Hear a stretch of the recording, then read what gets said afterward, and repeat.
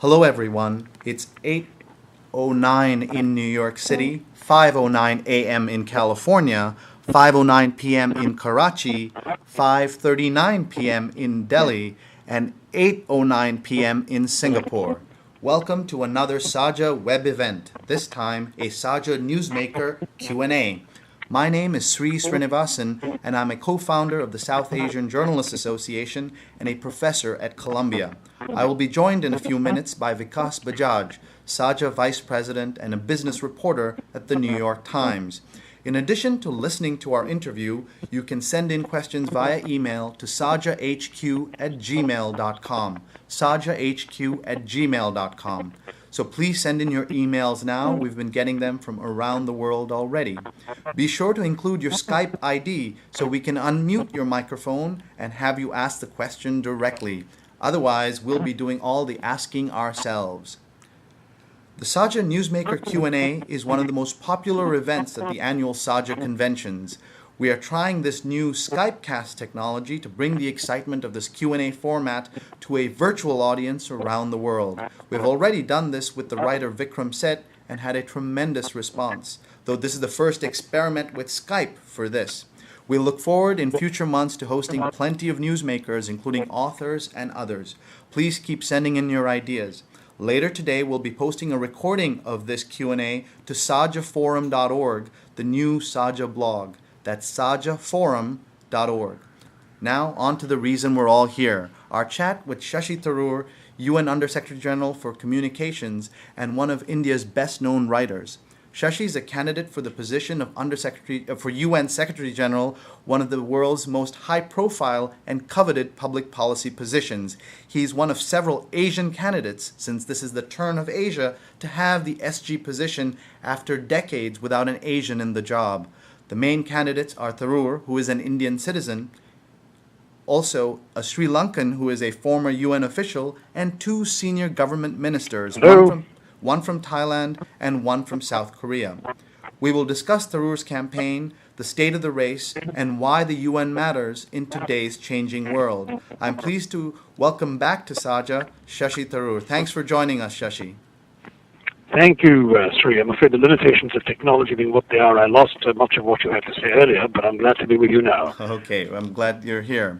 I should tell our listeners up front that I've known you for years, and we went to the same college in Delhi, St. Stephen's, but several years apart.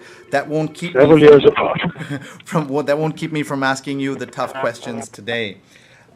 So let's get started. Shashi, Saja is paying close attention to this race for a couple of reasons. One is that we care deeply about international affairs, and the UN continues to be a major player on all kinds of issues.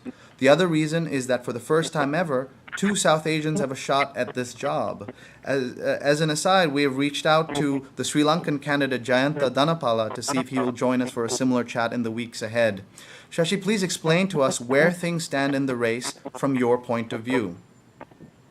Right. Well, as you said, there are four candidates in the race from Asia at the moment, though other candidates can still emerge.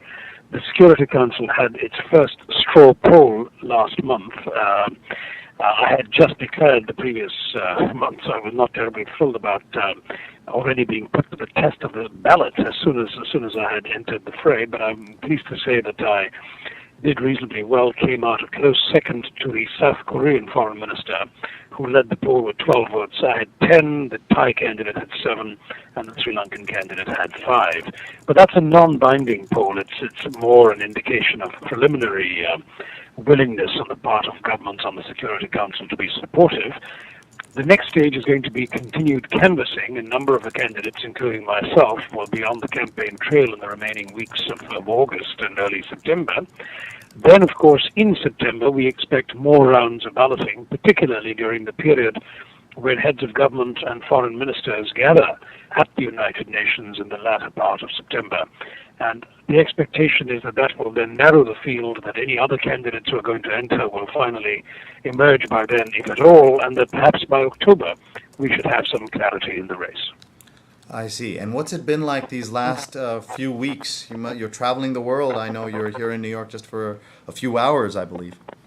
Well, I must say that this used to be a job for which people didn't have to campaign. I remember Kofi Annan, when he entered the race in 1996, being able to do his work as Under-Secretary General for Peacekeeping, while the Security Council discussed names behind closed doors. Those days are over, and to some degree one must give credit to the other Asian candidates who entered the fray before me, because they set a new bar by actually traveling around the world early on. In the case of the Thai candidate, he really has been declared for more than 2 years now, and that means 2.5 years before there's a vacancy, he was out there on the stump. That has changed the rules of the game a little bit, because now governments expect that if some candidates have come to them, why shouldn't all candidates come to them?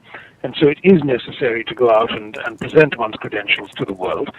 There are also meetings with the ambassadors here in New York, grouped together in regional groups of the United Nations, who've also been meeting with the candidates, asking the tough questions and getting the honest answers. So it's been an interesting, stimulating process. At the end of the day, what we're talking about is 15 members of the Security Council agreeing on one name that they will send to the General Assembly. So that's what it boils down to, is how do you persuade the 15 members of the Council, or the largest proportion of them, that you are the one name they should send, and in particular, how do you persuade the permanent 5 who would have vetoes that you should not be vetoed by any one of them?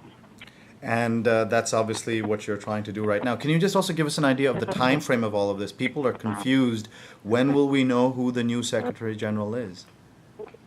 Well, only the Security Council can tell us when we will know that, because there is no timetable as such. All we know is that Kofi Annan finishes his term of office on the 31st of December, and sometime before then, the Security Council ought to pick a name that they would forward to the General Assembly. Now, in the case of Kofi Annan himself, the Council chose him on the 13th of December 1996, so that was quite a worry, in the sense that it was just as well he was already working in the UN building, or it might have been difficult for somebody else to wrap up whatever their other life was and start a new job on the 1st of January, having been elected that late.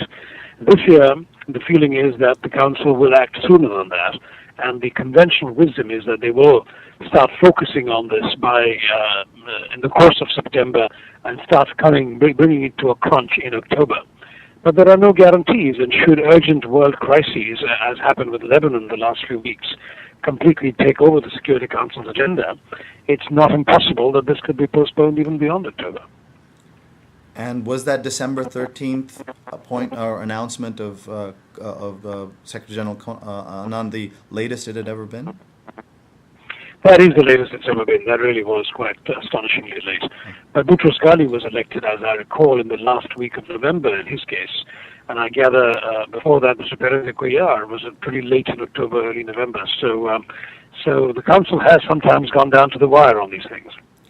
And for those of you joining us, we're having a chat with Shashi Tharoor, candidate for UNSG, and we see lots of new folks joining us. Please send in your emails with the questions to sajahq@gmail, and we will read the questions to Mr. Tharoor. Shashi, just let me read you some of the questions we've received so far. Here's a question from Jacob Matancheri in Delhi. We in India are very excited about your running. What will your first task be as SG?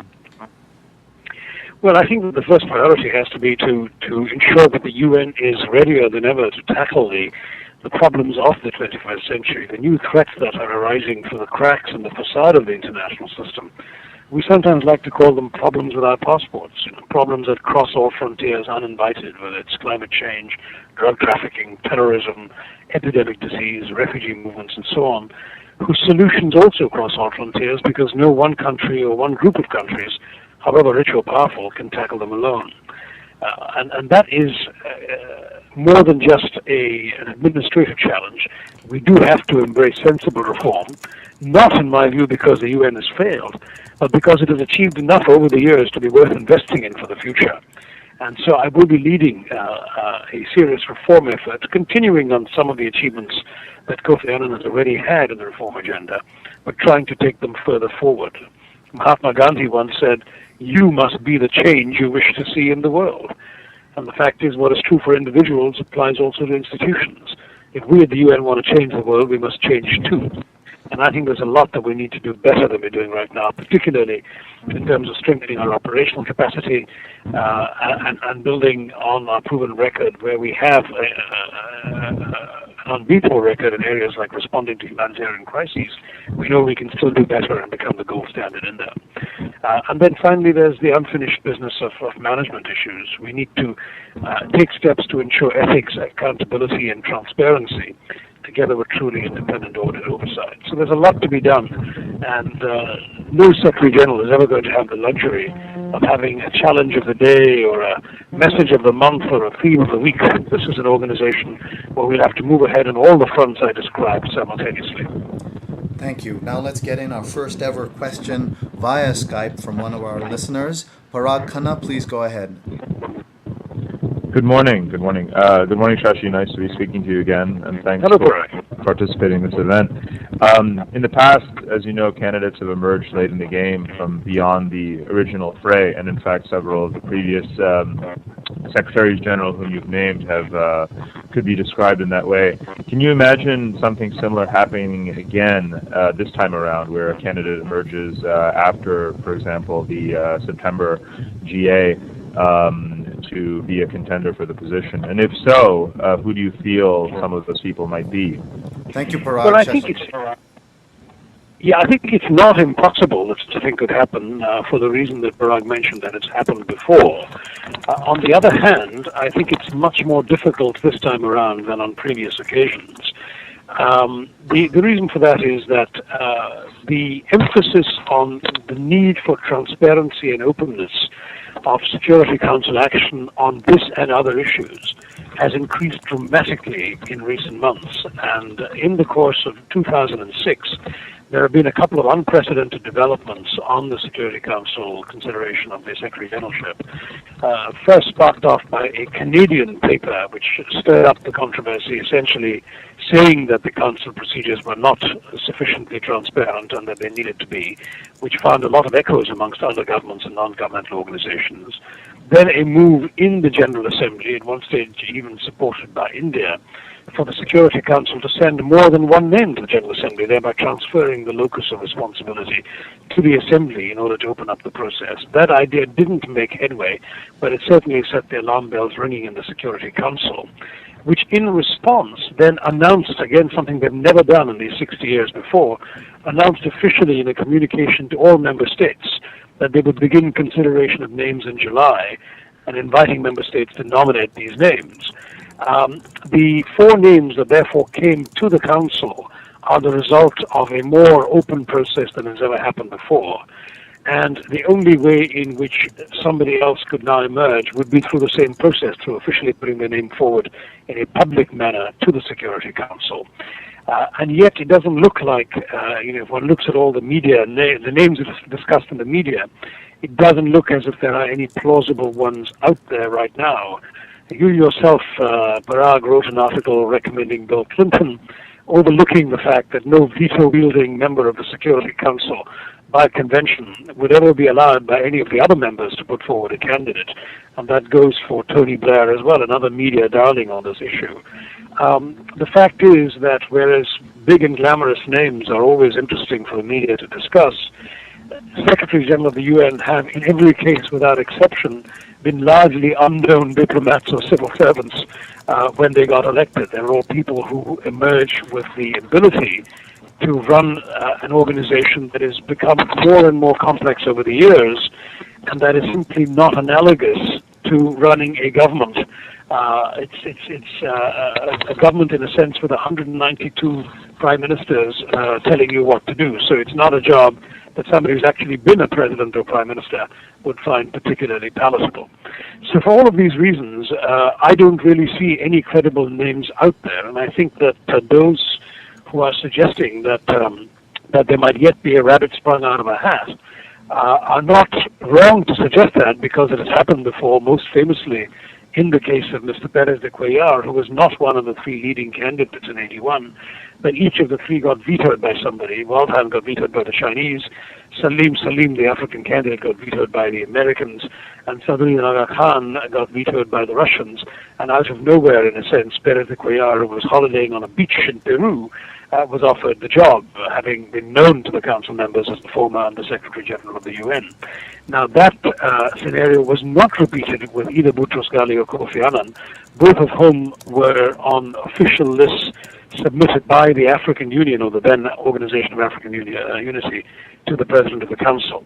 And many people think that the Asian process is the most likely to be the one that produces a victor. But it remains to be seen. Nothing is impossible. Thank you, Shashi. And for those of you joining us right now, this is the Saja Newsmaker Q&A with Shashi Tharoor, candidate for UNSG. Now let me bring in my colleague Vikas Bajaj, Vice President of Saja and a business reporter at the New York Times. Vikas? Hello, everybody. Sorry I'm late. I had some technical difficulties. Shashi, thanks for joining us. Wanted to ask you a fairly basic question. Why are you running for this position? What is it that you hope to do? Well, very simply, I bring to the job a deep devotion to the United Nations. I have 28 years of experience in most of the key areas that a Secretary General will have to deal with. I've worked in refugees and humanitarian action, in peacekeeping at the end of the Cold War, in the Secretary General's own office during Kofi Annan's transformative first term, and now the management of a rather large UN department, which I was entrusted with reforming and where I have a record of reform to stand on. So I actually have, in a sense, a first-hand experience from the inside and from the ground up of some of the most important issues and challenges that a Secretary General can face, and I believe, therefore, that I am the right person to be able to deal with them. I also feel quite strongly that whereas being an insider may not be, shall we say, the ideal from everyone's point of view, because many feel that the UN needs a new broom to come in and sweep clean. But the UN is a kind of organization where an old broom can sweep cleaner because it will know where to sweep and how to sweep.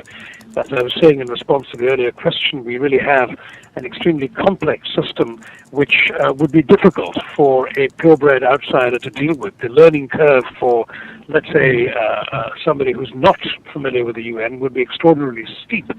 And since you're a business reporter, any one of the CEOs you study brought into the UN would probably find themselves resigning in frustration in 6 weeks and having to deal with a system where there are 192 countries looking over their shoulder and limiting very severely how much they can do. So a skill at working with the system and delivering results is what I believe I would bring to this candidacy. We certainly know what Kofi Annan's tenure has been like. We've had him with us for some time, and we know what the work you've done. What would you do differently? How would you be different from Mr. Annan? Well, fundamentally and principally, we are different people with different backgrounds and experiences, different instincts, and therefore I hope that I will be allowed the luxury of making my own mistakes, which I'm sure will be different from the ones that he may have made. But there are a number of things that he has done, which I have been closely associated with, and I don't intend to walk away from. I think that many of the reforms in his first term of office have been extremely important. Many of these emphases on issues of human rights and democracy are, I think, the way to go in the future. I would do even more. I think that there are a number of things that have just happened in the UN in the last few months that he simply will not have the time in his remaining months of office to see through, which I hope to build upon. We have the new Democracy Fund, which is going to promote democratization around the world. We have the new Human Rights Council, which has just got underway. We have a new Peace Building Commission, which is an institution that is going to try and ensure that we tackle the problem that so many conflicts reignite within 5 years after the peacekeepers have left, something we've just seen recently again in Asia, in East Timor. So all of these are new tools that we have to work with, and then there are ongoing processes that need to be seen to completion, particularly in management reform. I addressed that perhaps before you joined the chat. So these are some of the things that I would have to work on and transform. But above all, the main difference would not be one of ideology. We're not sort of, shall we say, rival political parties with different manifestos. It's much more a question of individual style. We're just different people, that's all. Yeah. We have a question here from Mir Megani, who's the president of the Hindu American Foundation, who asks, who states that the UN Declaration on Human Rights needs to be modified to state a explicit right to freedom of religion and a right to practice religion free of force, coercion, and fraud, end quote. His question is, as Secretary General, what would your position be on such a change? Well, actually, the freedom of religion is already enshrined in the Universal Declaration of Human Rights, and more important, in the conventions and protocols that have followed, particularly the Convention on Civil and Political Rights. So the difficulty often is not with declarations and conventions, it's with the way in which these are actually implemented by the countries that have ratified them. And we all know, and I think your questioner is right to imply it, that there are some countries where the freedom of religion is not practiced in the same way as in other countries. And I think that is going to be, of course, an issue that will be of concern as we all try to avoid falling into the Huntingtonian paradigm of a clash of civilizations. Certainly, as Secretary General, I would lend my voice, and that's about all I can do, to a world of increasing tolerance, of increasing cooperation, of increasing respect for other people's faiths. But what the questioner is asking about goes into the realm of national policy, and no Secretary General is going to be able to tell a government of a sovereign state how it can or cannot conduct its own internal affairs. So that simply would not be possible. But I do believe very much in using the bully pulpit. I think it's a great asset that, thanks to all of you folks in the media, that a Secretary General would have, the asset of being able to reach out to ordinary people around the world with a set of values, principles, and convictions. And I think I have a long enough paper trail for people to know the kinds of principles I'd stand for. But certainly, diversity and religious pluralism are fundamental to who I am as a human being, as a writer, and as a UN official, and I would stand up very strongly for all of those. You just made an interesting remark about the bully pulpit. How do you think the position has changed over the years? And do you feel like it has more inherent power than it has had in the past? Power, no. Power is the wrong word. I think influence is the best we can have. The Secretary General, by definition, has no power because there is nothing that he has of his own. He doesn't have any armed forces. He has to go out and borrow them from governments after the Security Council approves them. He doesn't even have a predictable source of financing because the budget that is approved every 2 years still needs contributions to be made by governments. And many governments can tie the hands of the Secretary General by the pace at which they turn on or off the financial spigot. So, in fact, the Secretary General has no power of any sort, not even, it seems sometimes, over the organization that he leads.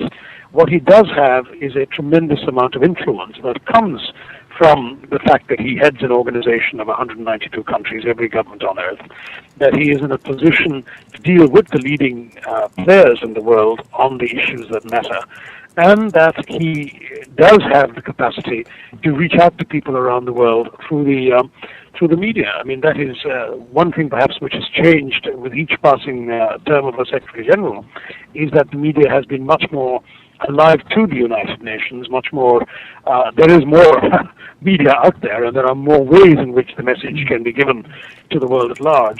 And so that does correspondingly increase the influence of the Secretary General.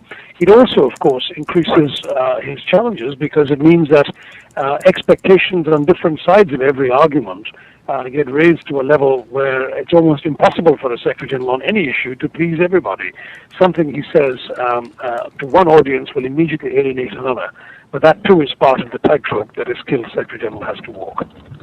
All right, we are at about 30 minutes into the call. We have Shashi for a few more minutes, and we're going to continue taking questions. Vikas is standing by with the next question. Please go ahead, Vikas. We have another question from a listener. Debbie Burnick asks a two-part question, which essentially boils down to, I mean, it's a long question, boils down to what would you do to help resolve the Israeli-Palestinian conflict and to bring the Iranians to the discussion table to get them to agree to non-nuclear proliferation. What are your thoughts? Right. Well, on both of those issues, there are ongoing processes, so it's not as if one starts off with a blank slate. On the case of Iran, what we have at the moment is a very clear signal from the Security Council in a resolution voted 14-1 that tells Iran what it needs to do by the end of August. And I would, in the position of Kofi Annan, have done exactly what Kofi Annan has done, which is to call the Iranians. He spoke to President Ahmadinejad and urged him to comply. But I think that's the process that's ongoing. I'm sure the frame within which the question is asked will have to be different at the time that I, if I'm elected, would have to deal with it. But at the moment, I think the right thing is what's being done, that is to persuade the Iranians to play along with the process, which has already gone pretty far through the resolution of the Security Council. As to the as to the Israel-Palestine question, this has, of course, been a vexed one of the UN for nearly 6 decades. Again, we have an established framework through a series of Security Council resolutions, notably resolutions 242 and 338, which lay out the parameters for a solution. The best thing the Secretary General can do is very much to emphasize the urgency of moving to a solution of the underlying crisis. But you have to understand, your questioner has to understand, that the United Nations is only one player amongst many in attempting to resolve this. The Secretary General is a member of the so-called Quartet, which brings together the U.S., the European Union, and the Russian Federation, in addition to the Secretary General of the UN. And they do work in concert in all of this. But both the Israeli side and the Arab side, since the 1973 war, have tended to prefer that the peacemaking be led by the U.S. I think the reason being that the Israeli side trusts the U.S. more than anyone else, and the Arab side feels that the U.S. can deliver Israel more than anyone else can. And for that reason, the central action on bringing about peace here has been in the hands of the U.S. and not of the UN. We are active on the ground. We run an extraordinarily important relief and humanitarian effort on the ground, looking after the needs of the Palestinian refugees and displaced people, as well as the inhabitants of the West Bank. And all of those we would continue, and I would very much want to see being done well and effectively. But the role of the Secretary General at this stage would be as one voice amongst 4 in the quartet, and mine would be a voice very much moving towards a fundamental solution to the problem, because all the ancillary issues we see around it are linked to the fundamental unresolved need for an effective two-state solution. All right, we have about 10 minutes left, so let's keep the question short, and we'll ask Shashi also to keep the answers short so that we can get through as many of these as possible. Our next question is from Amrit Kakaria here in New York, who asks, what were your plans before you were running for Secretary General if after Anand's tenure? What would have happened? And now, if you do not get elected, what are your plans?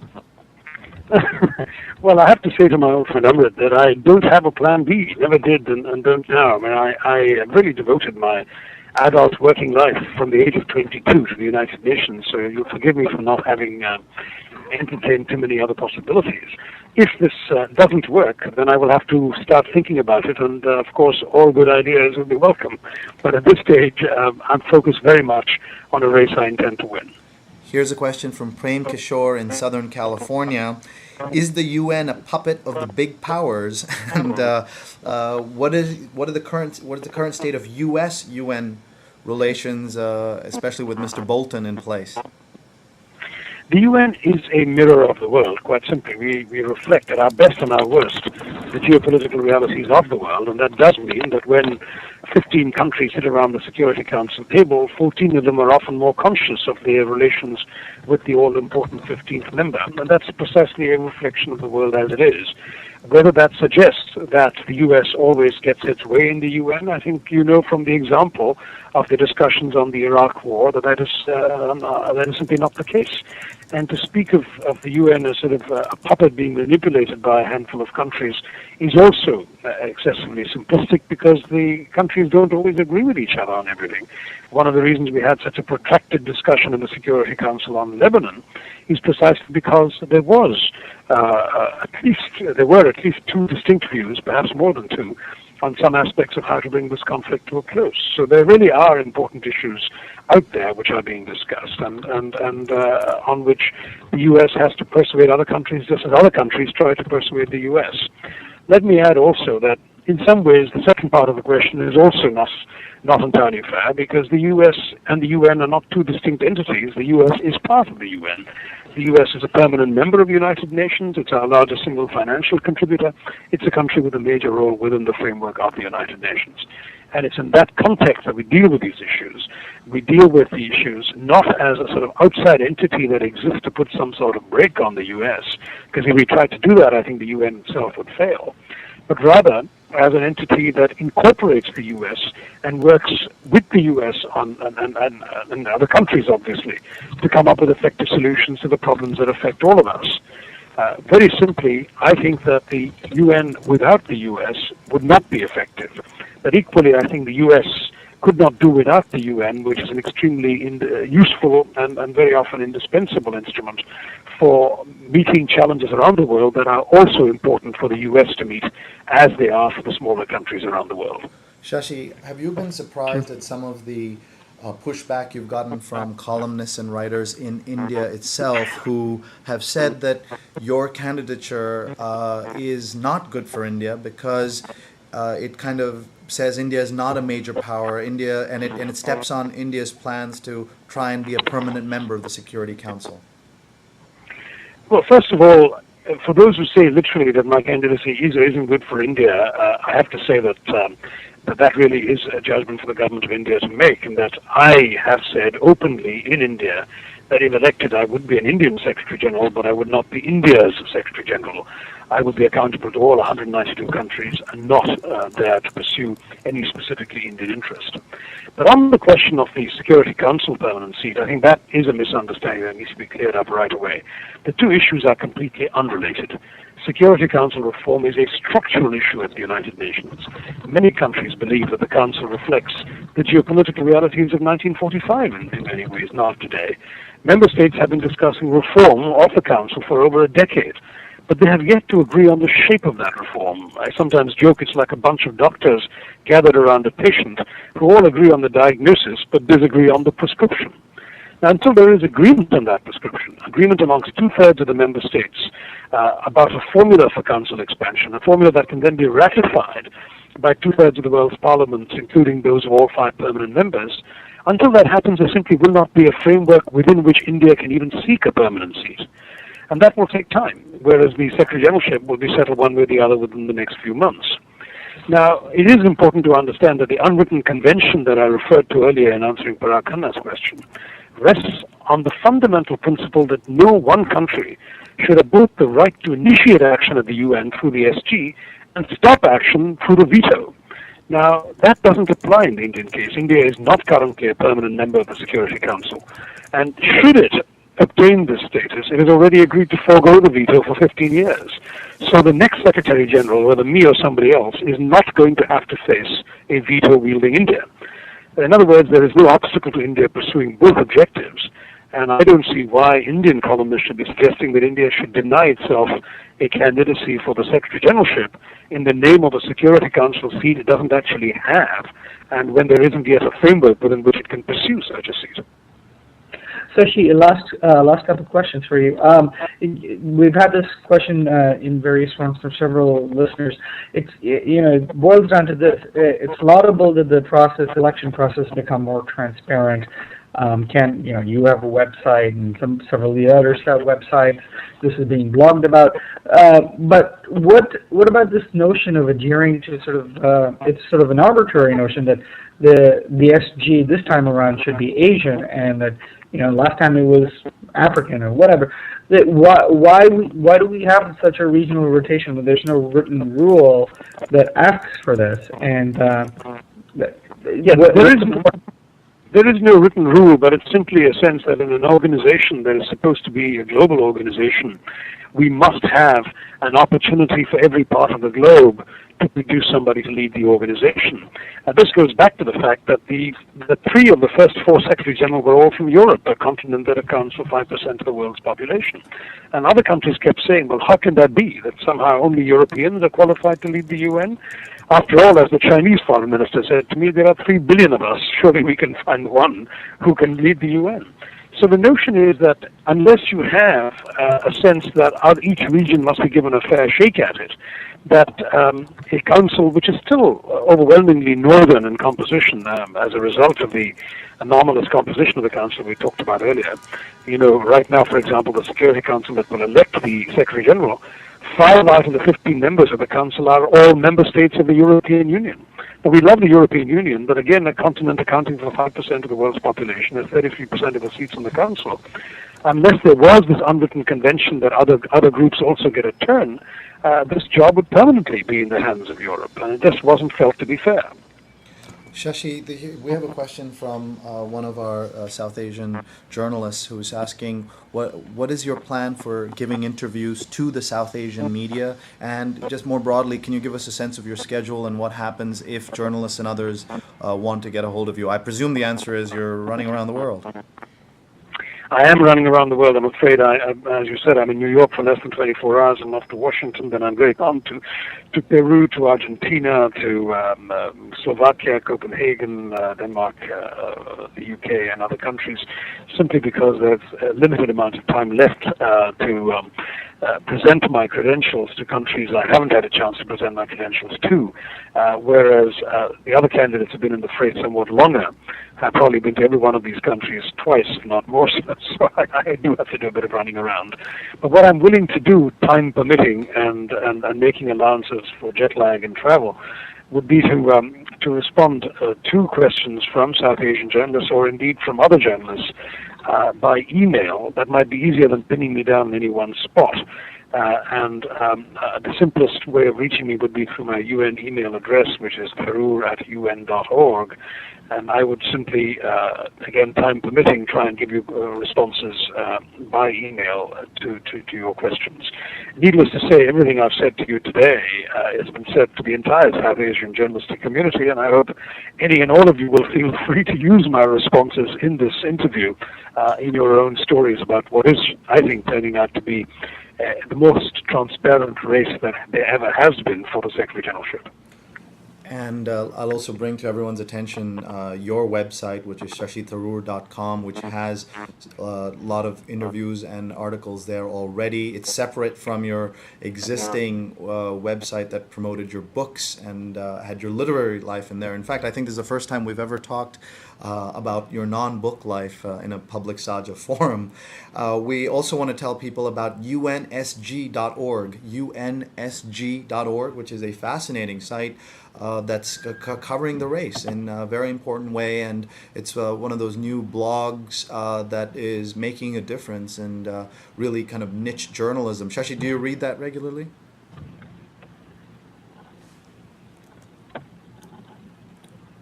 I think we may have lost Shashi there. But I want to thank everyone for joining us. We're going to do more of these, and also we've asked Jayanta Dhanapala, who's the Sri Lankan candidate, to join us for a future session. We will now say goodbye. Please go to sajaforum.org, saja, Forum.org, where you will see a recording of this, and you can actually download it and listen to it later today. Vikas, are you still with us? Yes, I'm still here. Okay. Blair, I believe we've lost Shashi, but Shashi, thank you again for joining us, and thank you everybody. We had more than 30 people from around the world with us, so that's very exciting, and we're grateful for that. Look forward to continuing our conversation and seeing you at sajaforum.org. This is Sri Srinivasan and Vikas Bajaj saying goodbye.